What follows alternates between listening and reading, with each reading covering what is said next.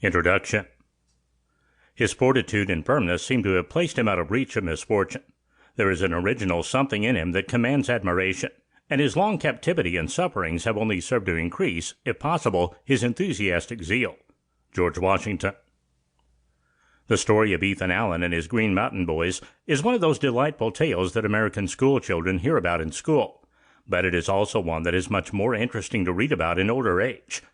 Unlike revered founding fathers such as George Washington and Thomas Jefferson, who came from Virginian plantations, Allen was a rough and tumble frontiersman more likely to fight than talk.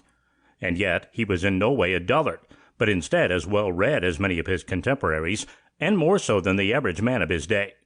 His family story reads almost like a cheap novel, from his heretic father to his hot-headed brothers and his shrewdest first wife. By the time he was 30 years old, Allen had run up a significant list of skirmishes with law, something most of his fellow Revolutionary War heroes managed to avoid. Unlike Washington, who received his military training as a soldier in the famous British Army, Allen learned to fight in the backwoods of what is now Vermont, struggling alongside others for independence years before Jefferson wrote the Declaration of Independence.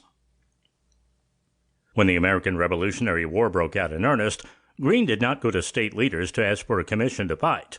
Instead, Connecticut officials came to him, and it led to his involvement in the capture of Fort Ticonderoga, a successful but controversial operation that found Allen having to work with none other than Benedict Arnold over who would lead the attack on the British fort. While that success suggested an instinct for battle, Allen would suffer setbacks, and eventually he was captured and held prisoner by the British for nearly 2 years. Fortunately, the 2 years he spent as a captive with the British were not wasted, for when he returned home, he joined the people of the newly formed Republic of Vermont and worked toward making it an independent state.